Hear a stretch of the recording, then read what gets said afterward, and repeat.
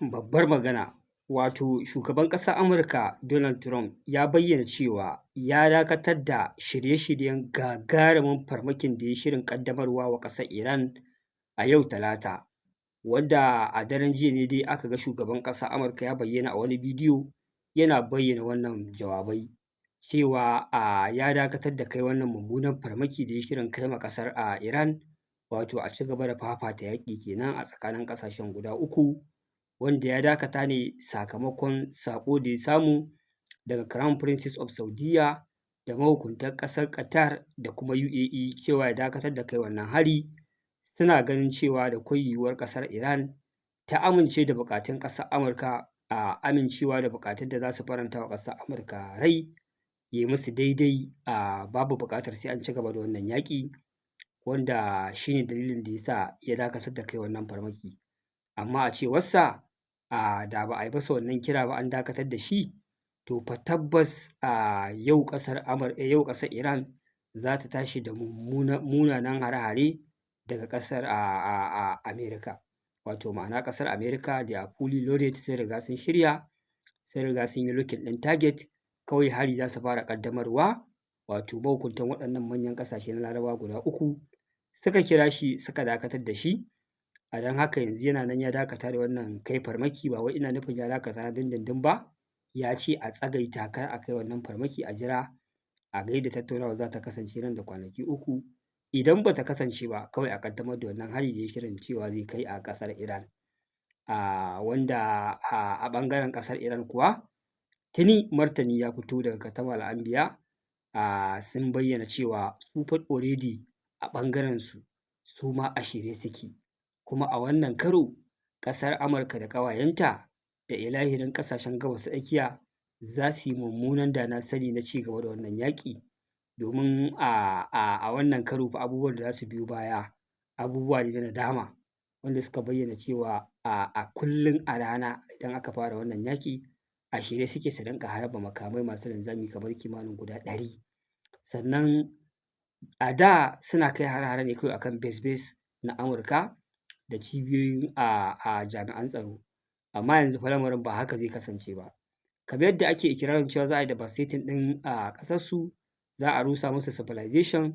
to su ma fa duk wani abu mai amfani wannan karo ba zai tsira ba, kama daga kan cibiyoyin ruwa, cibiyoyin wutar lantarki, masana'antu da dukkan wani abu dai mai mamura mai amfani, to shi ma fa zai ji a jikinsa kuma zai ɗanɗana kuɗarsa. Saboda haka wannan yaƙi ne da ba zai zo da sauƙi ba. Na gaya muku cewa ƙasar Iran ta yi wasu abubuwa da ni kaina ban yi zaton za ta yi ba, ma'ana kai hari na drones haka a cibiyoyin wutar lantarki na ƙasar Qatar, wanda wannan aka ce wannan aka bayyana cewa gwaji ne na duba yiwuwar tsaro da yake wannan gurare, saboda idan aka tashi kai original farmaki a san irin matakan da za a ɗauka. Wato somin taɓa ne. Wannan barazanar da ƙasar Iran ta yi a ɗan kwanakin nan yana ɗaya daga cikin abubuwan da ya ƙara haska ma ƙasashen nan cewa fa idan aka ci gaba da yaƙin nan suna ruwa. Wato ina ganin in ma da gaske ne kamar yadda shugaban ƙasar Amurka Donald Trump yake ikirarin cewa su suka dakatar da shi, to su ma ina ganin fa sun duba faɗuwarsu ne suka dakatar da shi ɗin. Sai dai a nawa ɓangare da hasashen fa ni ina ganin fa mutumin nan fa da shi da waɗannan ƙasashe ƙarya suke yi.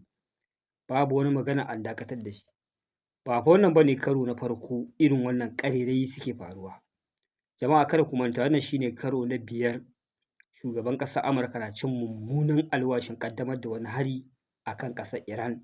wanda barazana ta farko ma ta fi wannan girma.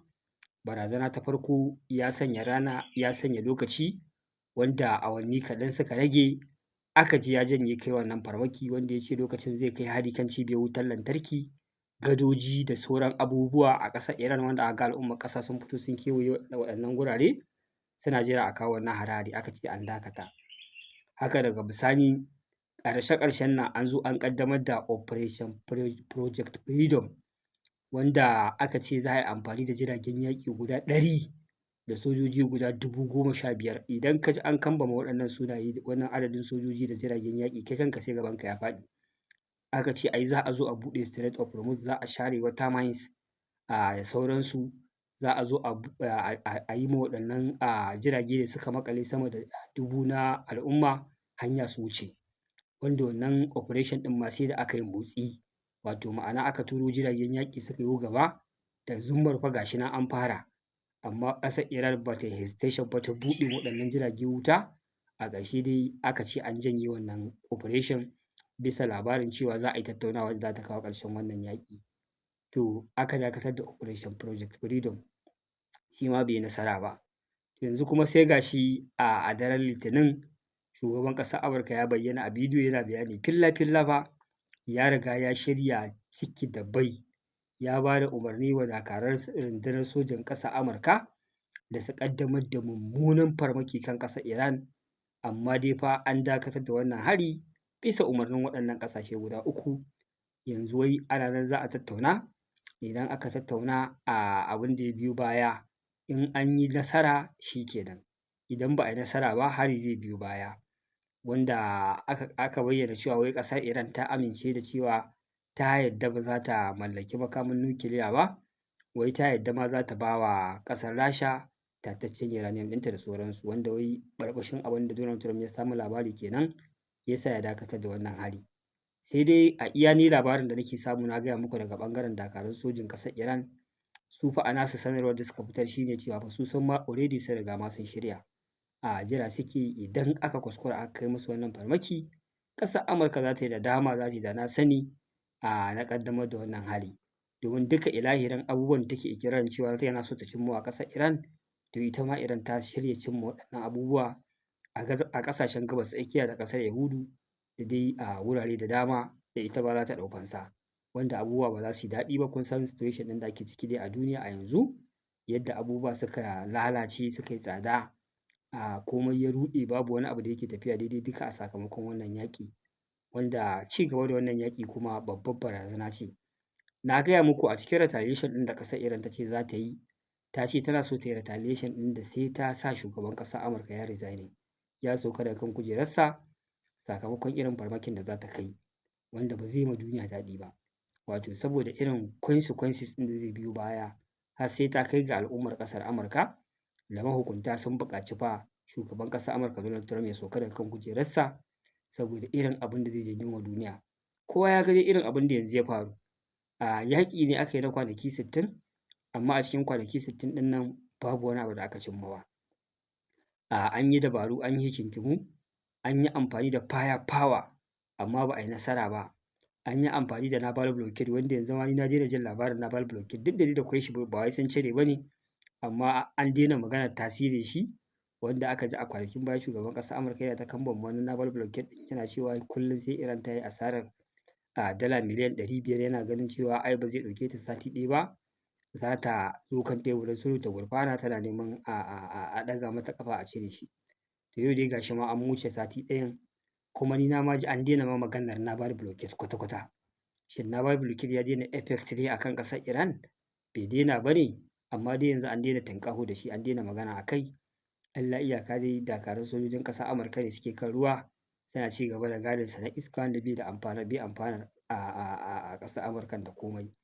Shi ko Strait of Hormuz yana nan ruf kamar yadda yake. An ce sojojin ruwa sun ƙare, an ce sojojin sama sun ƙare, an ce sojojin ƙasa sun ƙare,